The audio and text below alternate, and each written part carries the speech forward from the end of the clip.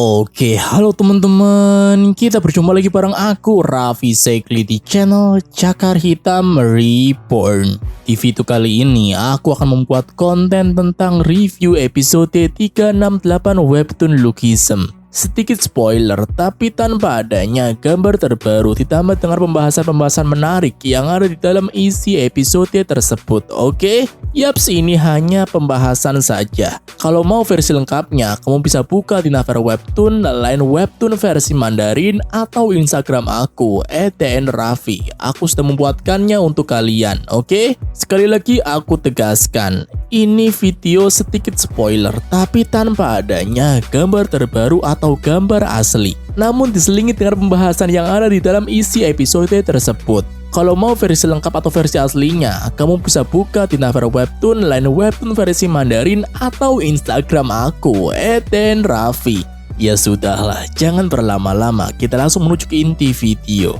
Lookism episode 368 diawali dengan pertarungan besar di generasi pertama, yang mana pada saat itu hanya ada dua orang tersisa. Dua orang itu adalah Raja Ansan dan Lee Ji-hoon. Mereka berdua akhirnya bertarung. Kemenangan mudah diraih oleh Lee Ji-hoon tanpa terkena serangan fatal sedikit pun. Kekalahan itu membuat Raja Ansan frustasi dan kehilangan kepercayaan dirinya. Kehilangan rasa percaya diri sama saja kehilangan jati diri. Kepercayaan diri itu menghilang digantikan amarah balas dendam. Untuk memenuhi hasratnya, Raja Ansan melatih tangan kirinya dengan sangat keras. Setiap pukulan tangan kiri dari Raja Ansan bisa membunyikan lonceng raksasa dengan sangat keras. Sekarang semua latihannya akan diuji dengan seorang yang layak, yaitu Lee Ji-hoon. Benar saja, serangan Raja Ansan semakin cepat dan bervariasi karena dia sudah sudi memakai tangan kirinya.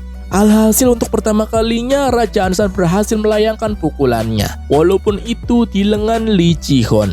Awalnya serangan kombinasi dari Raja Ansan membuat Lee Ji-hoon kewalahan dan harus selalu menghindar. Tapi lama-kelamaan pola serangan dan kecepatannya berhasil terbaca oleh Lee Ji-hoon dan itu membuat Lee Ji-hoon berhasil melakukan counter attack. Yaps, Lee Ji-hoon berhasil melakukan serangan balik menggunakan kakinya. Anehnya, teknik yang dilakukan oleh Lee Ji-hoon untuk menyerang Raja Ansan itu sama persis dengan teknik yang dilakukan oleh Park Young-sok Mata Hitam saat melawan Kim Gim-young dan Se Seong-eun. Tepat pada episode 342, Park Young-sok Mata Hitam berhasil menghindari pukulan Kim Gim-young sekaligus melakukan counter attack.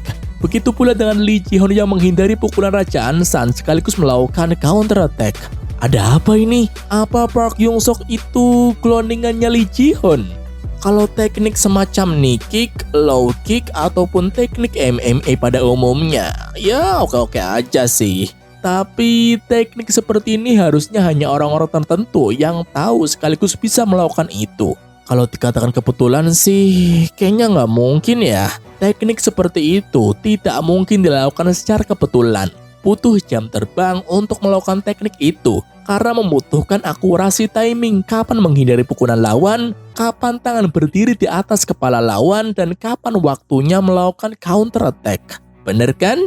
Apalagi kita tahu sendiri, selain Choi Dong-so, hanya Lee Ji-hoon yang tahu secara detail rahasia dua tubuh Park Young-sok.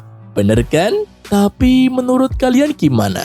Coba tulis di kolom komentar ya. Setelah itu, semua serangan dari Raja Ansan sangat mudah dihindari. Malahan sebelum Raja Ansan menyerang, Lee Ji-hoon sudah terlebih dahulu menyerang Raja Ansan. Bagi Lee Ji-hoon, perubahan Raja Ansan itu tidak membuatnya lebih kuat, tapi malahan menjadikan Raja Ansan mengalami penurunan performa. Bagi Lee Ji-hoon, Raja Ansan yang dulu lebih kuat dari yang sekarang. Kenapa Lee Ji-hoon bicara seperti itu? Di sini keadaan Raja Ansan bisa dibilang secara teknik itu mengalami kemajuan karena serangannya bervariasi. Yang dulunya hanya mengandalkan tangan kanannya, tapi sekarang Raja Ansan menggunakan kedua tangannya. Bisa dibilang secara hardware dan software itu Raja Ansan naik, tapi secara mental Raja Ansan menurun.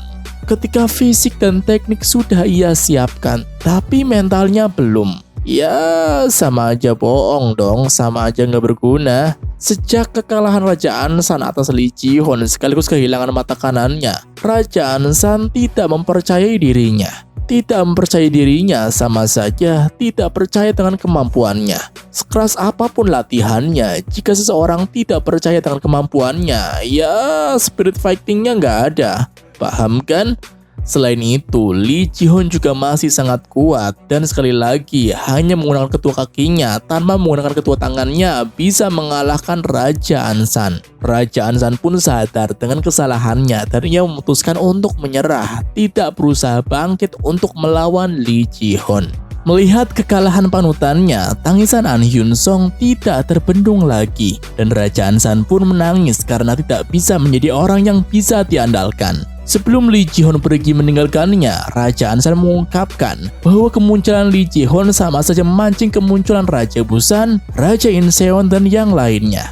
Lee Ji-hoon tidak memperdulikan itu karena Lee Ji-hoon akan menyerahkan mereka pada generasi kedua. Yang mana generasi kedua adalah Chae Won-suk, Jin Ho-bin, Yo Jin, Jang Hyun, Seo Sung-un, Kwon Ji-tae, Kim Gi-myung, Song Yo-han, Vasco, Lee Jin-sung, dan Park Yung-sok. Selain itu, kita akan diperlihatkan pertemuan antara Park Yung-sok dengan Park Ji-ho. Tebakan kemarin ada benernya juga ya. Bahwa ada dua tempat yang Park Yung-sok dan Park Ji-ho ketahui. Dua tempat itu adalah minimarket, tempat dulunya Park Yung-sok kecil bekerja sebelum memutuskan untuk menjadi streamer Twitch, dan tempat yang kedua adalah tempat biliar, tempat Park Yung-sok besar hampir meninggal karena didorong Park Ji-ho. Ternyata tempat yang mereka maksud adalah minimarket. Hal yang tak terduga terjadi. Park Ji-ho menebak kalau Park Yung-sok memiliki dua tubuh. Waduh, yang tahu rahasia dua tubuh Park Yung-sok kan Choi Dong-so sama Lee Ji-hoon alias Diki. Bener kan? Tapi kenapa Park Ji-ho tahu? Mari kita diskusikan bersama. Ada dua kemungkinan kenapa Park Ji-ho mengetahui rahasia dua tubuh Park Yung-sok. Kemungkinan yang pertama itu Park Ji-ho hanya mengira-ngira atau menebak. Pertanyaan seperti ini sudah pernah Park Yung-sok rasakan saat ia bersama Choi So-jung kecil. Bener kan? Park Ji-ho bertanya seperti itu karena jebakannya berhasil menangkap Park Yung-sok. Emang jebakannya apa? Jebakannya aku maksudkan adalah Park Ji-ho menitipkan pesan pada anak buahnya supaya menyuruh Park Yung-sok datang bukan menggunakan tubuh Lee Ji-hoon, melainkan tubuh Park Yung-sok. Lee Ji-hoon yang dimaksud Park Ji-ho itu Park Yung-sok besar ya. Dan pertanyaan itu berhasil dengan kedatangan Park Yung-sok kecil. Aku nggak tahu kenapa Park Yung-sok datang ke situ menggunakan tubuh aslinya. Jelas-jelas itu jebakan. Seandainya dia datang menggunakan tubuh besarnya, Park Yung-sok bisa beralibi dan itu membuat Park Ji-ho ragu-ragu. Tapi ya sudahlah. Lalu kemungkinan yang kedua itu Park Ji-ho tahu. Memang benar-benar tahu. Jujur ini belum bisa aku jelaskan kenapa Park Ji-ho bisa tahu. Karena seharusnya yang Ji-ho tahu itu Park Yung-sok besar adalah Lee Ji-hoon. Harusnya Park Ji-ho tidak tahu kalau Park Yung-sok memiliki dua tubuh. Bener kan? Tapi menurut kalian gimana? Kemungkinan yang kedua belum bisa aku jelaskan karena memang belum ada bukti-bukti yang mengarah kalau Park Ji-ho tahu tentang rahasia dua tubuh Park Yung-sok.